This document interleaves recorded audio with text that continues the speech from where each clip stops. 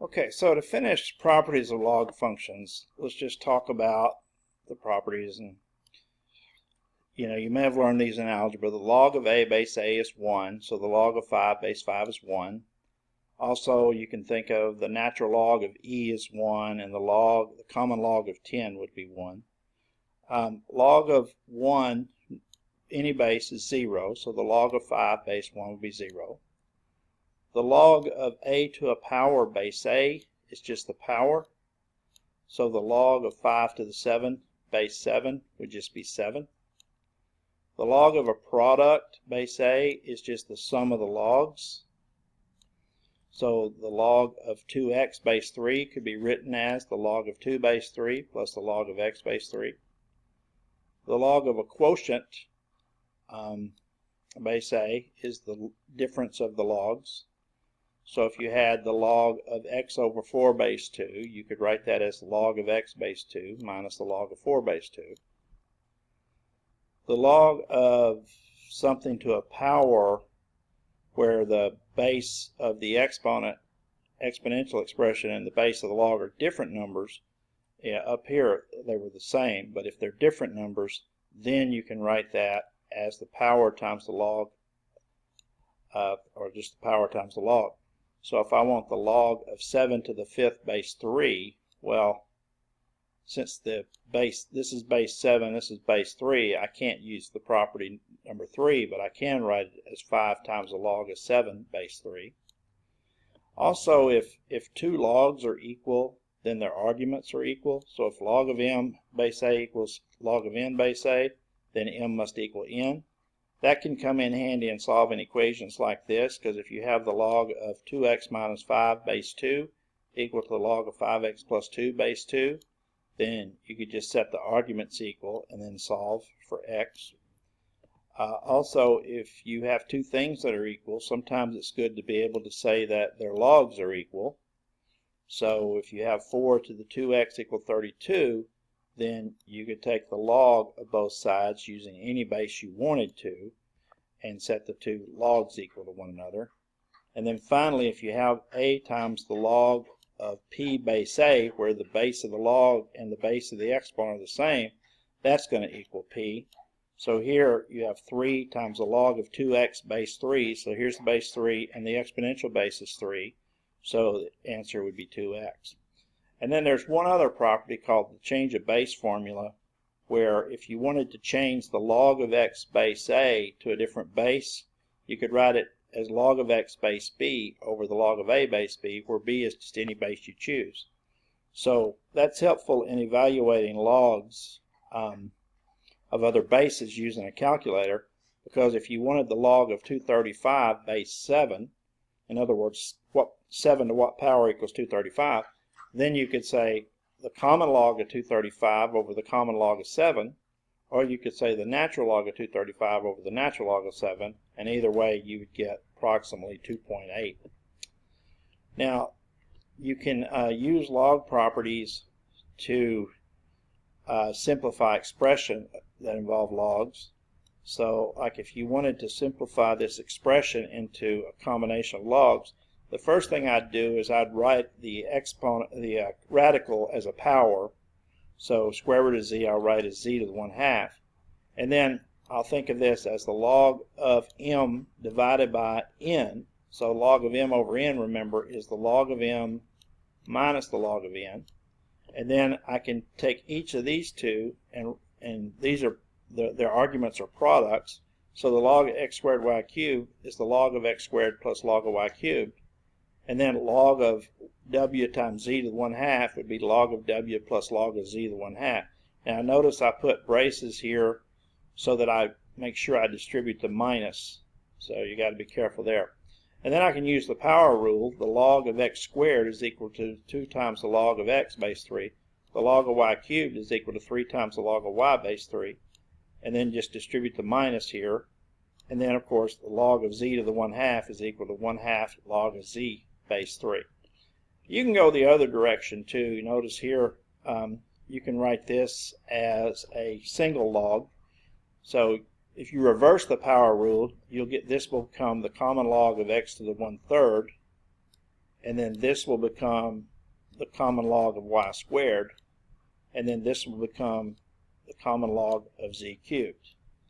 Well, then you have the sum of these two logs would be the log of this times this, and then the difference of this would be, you would put the z cubed in the denominator using the difference rule for logs. So you would get log of x to the 1/3 y squared over z cubed.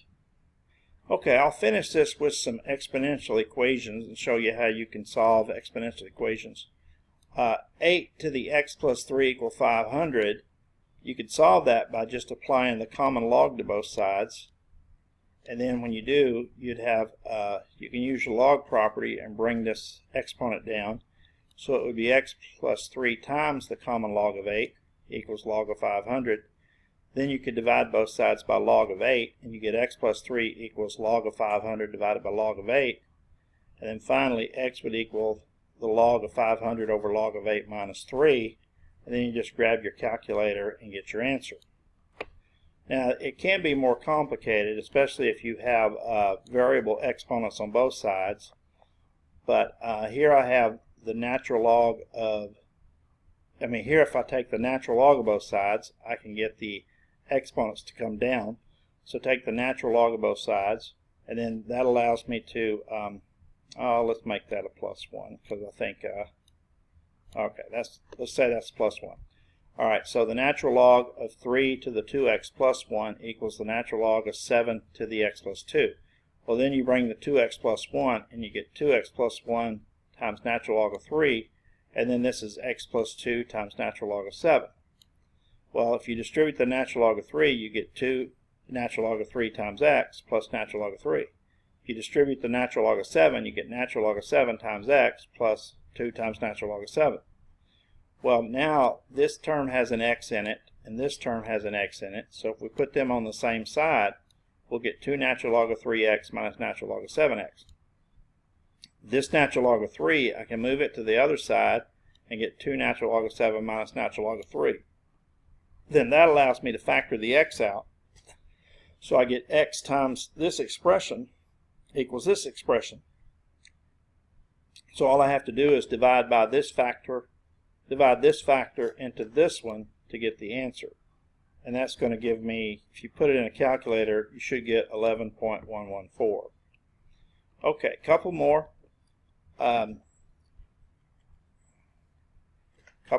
You're going to multiply here, you're going to divide both sides by 10 first so that you can isolate the exponential expression. Well, the good news is 0.06 over 12 is 0.005, so that's really just 1.005. So, but you can take the log of both sides now, so you get the natural log of 1 plus 0.005 to the x equals natural log of 50. And then, as I said, that's just natural log of 1.005, and then you can bring the x down using the power rule. So you get x times the natural log of 1.005 equals natural log of 50. So then you just divide both sides by natural log of 1.005 to get your answer. Here, you can take the natural log of both sides here, but what the good news is the natural log of e to a power is just whatever the power is, because the bases are the same here. The natural log base is e, and this exponent base is e. So that's just going to be 5x minus 2 equals natural log of 25. So just add 2 to the natural log of 25 and divide by 5 to get your answer. Okay, and then here's some log equations. If you want solve log of 2x minus log of x minus 3 equal 1, then you can write that as log of 2x over x minus 3 using your log properties equals 1. And then you can actually convert this to exponential form. Since this is understood to have a base 10, then that would be 10 to the 1, which is 10, equals 2x over x minus 3. And I think there you can solve it with just your basic algebra. Multiply both sides by x minus 3, and then just solve this equation for x, and you get x equal 15/4. Over here, it's a little bit different. Over here, we actually have, over here we were able to write the log equal to a number, and then over here we actually are going to have two logs equal to one another. So here I'll have the natural log of 3z plus 8, and I can use log properties and write this as the natural log of 2z plus 2 times z minus 2. And then I have the natural log of 3z plus 8 equals the natural log of this trinomial after I multiply those two binomials. Well then, since I have a natural log here and natural log here, I can drop the logs and just get 3z plus 8 equals this trinomial. And then move everything to the right, and I get the trinomial equal to 0. And then factor it and set the factors equal to 0, and I get negative 3/2 and 4 for the possible answers. But if you plug negative 3/2 in, you'll get log of negative numbers, which are not real. So the only real solution I would get is if z equals 4. Let me do one more, and then the last one you can probably figure out on your own. So I have log of x cubed here equals log of x quantity squared. Well, log of x cubed can be written as 3 log of x. But log of x quantity squared, remember, is just log of x times log of x. There's no property that I can use here because the square is on the outside. So this would be 3 log of x. And if I move this log of x quantity squared over to the other side, and I just wrote it as log x so you could see that it could be written that way. So now I have a factor of log x in both of these, and I can factor a log x out of here, the first term, and I'm left with 3. And if I factor a log x out of here, I'm left with log x. So now I have log x times 3 minus log x equals 0. So that means log x is 0, or 3 minus log x is 0. Well, let's focus on log x equals 0. For log x equals 0, remember the base is 10, so I can write that as 10 to the 0 equals x, so x must be 1.